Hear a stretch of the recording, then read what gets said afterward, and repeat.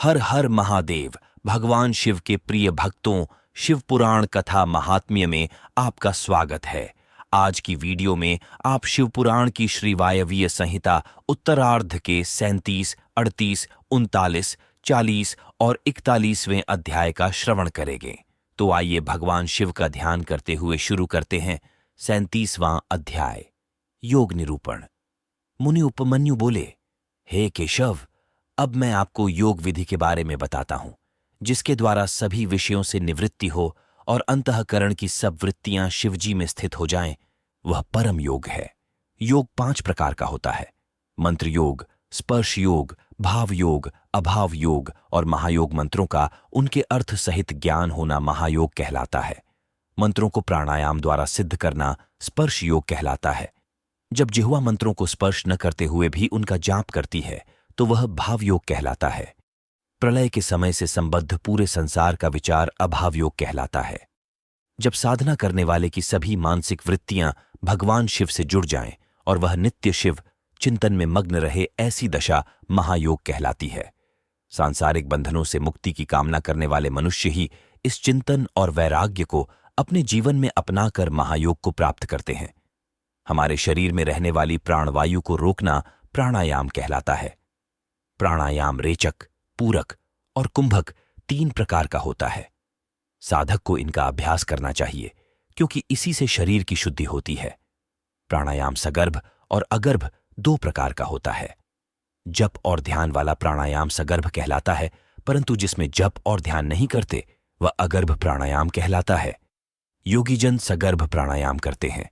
प्राणवायु पर विजय प्राप्त कर लेने पर सभी वायु उस योगी के अधिकार में आ जाती हैं। प्राणायाम शरीर को पुष्ट, स्वस्थ और निरोगी बनाता है। इसके नियमित अभ्यास से कफ, मूत्र, पुरीश आदि कम हो जाते हैं। समस्त इंद्रियों को अपने वश में कर लेना प्रत्याहार कहलाता है। इंद्रियों को अपने वश में रखने से स्वर्ग और न रखने नरक की प्राप्ति होती है। इसीलिए अपने चित्त को एकाग्र रखना चाहिए। भगवान शिव, जो कि सबके ईश्वर हैं, त्रिलोकीनाथ हैं, का ध्यान करने से योगी का कल्याण होता है। अपने पूरे शरीर के साथ साथ इंद्रियों पर काबू पाने से आत्मा का उद्धार होता है। भगवान शिव के प्रिय भक्तों, 37वां अध्याय समाप्त हुआ। अब आप श्रवण कर रहे हैं 38वां अध्याय, योग गति में विघ्न। उपमन्यु बोले, हे केशव, आलस्य, व्याधि, प्रमदा, स्थान, संशय, चित्त का एकाग्र न होना, अश्रद्धा, दुख, वैमनस्य आदि योग में पड़ने वाले विघ्न हैं। इन विघ्नों को सदा शांत करते रहना चाहिए। इन सब विघ्नों के शांत होने पर 6 उपसर्ग उत्पन्न हो जाते हैं। प्रतिमा, श्रवण, वार्ता, दर्शन, आस्वादन, वेदना आदि भोग के विषय हैं। यथार्थ ज्ञान प्राप्त हो जाने पर भी वे प्रकृष्ट नहीं होता, यही प्रतिमा है। यत्न के बिना जब सब कुछ हमें सुनाई देने लगता है, उसे श्रवण कहते हैं। सभी प्राणियों की बात को जानना और समझ लेना वार्ता कहलाता है। बिना कोई कोशिश किए जब सब कुछ आसानी से दिखाई देने लगे तो उसे दर्शन कहते हैं। दिव्य पदार्थों के स्वाद का नाम आस्वादन है। वेदना को सभी प्रकार के स्पर्शों का ज्ञान माना जाता है। योगी उपसर्ग पाकर सिद्ध हो जाता है। भगवान शिव के प्रिय भक्तों, 38वां अध्याय समाप्त हुआ। अब आप श्रवण कर रहे हैं 39वां अध्याय, योग वर्णन। उपमन्यु बोले, हे केशव त्रिलोकीनाथ, भगवान शिव का सभी योगी मुनि ध्यान करते हैं। इसी के द्वारा सिद्धियां प्राप्त होती हैं। सविनय और निर्विषय आदि ध्यान कहे गए हैं। निर्विषय ध्यान करने वाले अपनी बुद्धि के विस्तार से ध्यान करते हैं और ब्रह्म में प्रवेश करते हैं। सविषय ध्यान सूर्य किरणों को आश्रय देने वाला होता है। शांति, प्रशांति, दीप्ति, प्रसाद, ये दिव्य सिद्धियां देवी का ध्यान करते हुए प्राणायाम द्वारा सिद्ध होती हैं। बाह्य और आभ्यंतर अंधकार का विनाश प्रशांति और सभी आपत्तियों का नाश शांति है। बाह्य आभ्यंतर प्रकाश का दीप कहा जाता है। जब हमारी बुद्धि शुद्ध हो जाए, यही प्रसाद है। बाहर भीतर के सभी कार्य पूर्ण होने पर सब कारण प्रसिद्ध हो जाते हैं। भगवान शिव, जो साक्षात परमेश्वर हैं, का भक्तिपूर्वक ध्यान करने से सभी पाप तत्काल नष्ट हो जाते हैं। बुद्धि का प्रवाह ध्यान एवं स्मरण से होता है। समस्त ऐश्वर्य, अणिमा आदि सिद्धियां एवं मुक्ति भगवान शिव का स्मरण एवं ध्यान करने से मिलती हैं। देवाधिदेव महादेव जी का ध्यान मोक्ष प्रदान करने वाला है। इसलिए ज्ञानी मनुष्यों को शिव ध्यान एवं स्मरण अवश्य करना चाहिए। ज्ञान योग यज्ञों से बढ़कर फल देता है। महायोगी योग सिद्ध कर लोकहित और लोक कल्याण हेतु लोक भ्रमण करते रहते हैं। वे विषय वासना को तुच्छ मानते हैं और सब इच्छाओं को त्याग कर वैराग्य ले लेते हैं। वे शिव शास्त्रों में वर्णित विधि के अनुसार अपनी देह का त्याग कर देते हैं। इससे उन्हें मुक्ति प्राप्त हो जाती है। भगवान शिव में अगाध भक्ति और श्रद्धा रखने वाले ज्ञानी मनुष्यों को इस सांसारिक मोह माया से मुक्ति मिल जाती है और वे जन्म मरण के चक्कर से मुक्त होकर परम शिव धाम को प्राप्त कर लेते हैं। भगवान शिव के प्रिय भक्तों 39वां अध्याय समाप्त हुआ। अब आप श्रवण कर रहे हैं 40वां अध्याय। मुनियों का नैमिषारण्य गमन। सूत जी बोले, हे मुनियों, महर्षि उपमन्यु ने भगवान श्री कृष्ण को ज्ञान योग का उपदेश दिया। वही उपदेश वायुदेव ने ऋषिगणों को सुनाया था, जिसे सुनकर वे बहुत हर्षित हुए थे।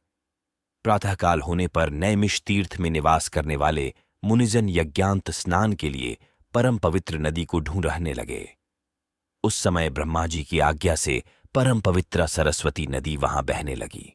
तब सब ऋषिगणों ने वहां यज्ञांत स्नान कर संध्या पितृ तर्पण किया और वहां से काशी के लिए निकल पड़े। काशी पहुंचकर उन्होंने पतित पावनी भागीरथी गंगा में स्नान किया एवं बाबा विश्वनाथ के दर्शन कर विधिनुसार पूजन किया। काशी से वे चल पड़े छे।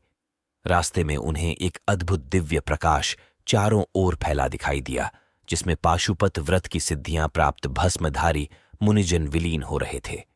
फिर शीघ्र ही वह तेज भी विलीन हो गया। यह देखकर नैमिषारण्य के सभी मुनिजन ब्रह्मा जी से मिलने ब्रह्मलोक चल दिए। वहां पहुंचकर उन्होंने ब्रह्मा जी को प्रणाम कर उनकी स्तुति की। मुनीश्वर बोले, हे जगत पिता ब्रह्मा जी। वायुदेव ज्ञानोपदेश देकर वहां से चले आए। तब हम सब ने यज्ञ कर यज्ञांत स्नान से निवृत्त हो काशी नगरी की ओर प्रस्थान किया।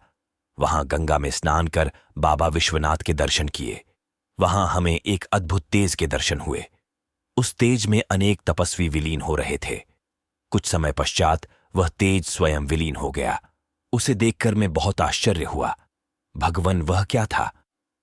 ऋषिगणों के प्रश्न को सुनकर ब्रह्मा जी बोले, हे ऋषिगणों, आपने बहुत समय यह करके देवाधिदेव भगवान शिव को प्रसन्न किया है। उस दिव्य तेज में प्रवेश करने वाले पाशुपत व्रतधारी मुनि थे। उसके दर्शन का यही अर्थ है कि आपको शीघ्र ही दिव्य लोक की प्राप्ति होने वाली है। इसलिए आप मोक्ष प्राप्त करने हेतु पाशुपत व्रत धारण करें। अब आप सब यहां से सुमेरु पर्वत पर चले जाएं। वहां सनत कुमार जी आपके आगमन की प्रतीक्षा कर रहे हैं। वे पूर्व में अपने अहंकार के कारण मिले शाप से मुक्ति पाने के लिए वहां तपस्या कर रहे हैं। वहां उन्हें ज्ञान प्राप्त होगा। भगवान शिव के प्रिय भक्तों 40वां अध्याय समाप्त हुआ। अब आप श्रवण कर रहे हैं 41वां अध्याय। मुनियों को मोक्ष। सूत जी बोले, हे मुनिवर। ब्रह्मा जी के वचन सुनकर ऋषिगण उन्हें प्रणाम कर सुमेरु पर्वत पर चले गए। वहां उन्होंने पर्वत शिखर पर एक सुंदर तालाब की उत्तर दिशा में तपस्या करते सनत कुमार जी को देखा। मुनि उन्हें प्रणाम कर उनके पास बैठ गए। सनत कुमार जी ने आंखें खोलकर अपने पास बैठे मुनियों को देखकर उनसे प्रश्न किया, हे ऋषिवर, आप कौन हैं और यहां क्या कर रहे हैं? यह सुनकर ऋषिगणों ने सारी बातें उन्हें बता दी। उसी समय नंदीश्वर भी वहां आ गए। नंदीश्वर को अपने सामने पाकर सभी मुनियों और सनत कुमार जी ने आसन से उठकर उन्हें दंडवत प्रणाम किया और हाथ जोड़कर प्रणाम करने लगे। सनत कुमार जी बोले, हे नंदीश्वर, इन मुनियों ने, जो कि नैमिषारण्य में निवास करते हैं, 10,000 वर्षों तक यज्ञ किया है। उस महायज्ञ के समाप्त होने पर ब्रह्मा जी ने इन्हें आपकी शरण में भेजा है। आप इनका कल्याण करें और इन्हें दिव्य अद्भुत ज्ञान प्रदान करें। संत कुमार जी के वचन सुनकर नंदीश्वर ने अपनी कृपा दृष्टि ऋषिगणों पर कर दी। नंदीश्वर ने परम दिव्य शिवतत्व का उपदेश उन्हें दिया। तब उपदेश देकर वे बोले, यह परम ज्ञान, धर्म, अर्थ, काम और मोक्ष सभी प्रदान करने वाला है। अब आप मुझे जाने की आज्ञा प्रदान करें। यह कहकर नंदीश्वर वहां से चले गए। इसके पश्चात सभी ऋषिगण प्रयाग तीर्थ चले गए और वहां उन्होंने अपना महान योग पूरा किया। योग पूर्ण होने पर उन्हें ज्ञात हुआ कि कलयुग आ रहा है। ये देखकर वे नैमिषारण्य मुनि काशी चले गए। वहां मुक्ति की कामना करते हुए उन्होंने पाशुपत व्रत धारण किया। उनकी सिद्धि सफल हुई और वे शिव पद को प्राप्त हुए। अपनी मनोकामना पूर्ण करने हेतु इसका 5 बार पाठ करना चाहिए। प्राचीन काल में शिव पुराण का 7 बार पाठ कर अनेक राजाओं, ब्राह्मणों और वैश्यों ने साक्षात शिव दर्शन किए। इस पवित्र ग्रंथ को भक्तिपूर्वक सुनने वाला मनुष्य संसार में सभी सुखों को भोगकर मोक्ष को प्राप्त कर लेता है। शिव पुराण भगवान शिव को बहुत प्रिय है। ये वेदों के समान भोग और मोक्ष देने वाला है। शिव पुराण का पाठ करने वाले मनुष्य पर देवाधिदेव महादेव की सदा कृपा दृष्टि रहती है। वे सदा सबका कल्याण करते हैं। श्री वायवीय संहिता संपूर्ण। शिव पुराण संपूर्ण भगवान शिव के प्रिय भक्तों शिव पुराण की सभी संहिताएं और सभी अध्याय धर्म भाव चैनल पर उपलब्ध हैं। अगर आपने इससे पहले के अध्याय या संहिता श्रवण नहीं किए हैं तो आप धर्म भाव चैनल पर जाकर संपूर्ण शिव पुराण का श्रवण कर सकते हैं। वीडियो पसंद आई हो तो वीडियो लाइक जरूर करें और अगर आपने चैनल को सब्सक्राइब नहीं किया हो तो चैनल को सब्सक्राइब कर बेल आइकन दबाना ना भूलें ताकि आने वाली वीडियो सबसे पहले आपको मिल सके। जय महाकाल।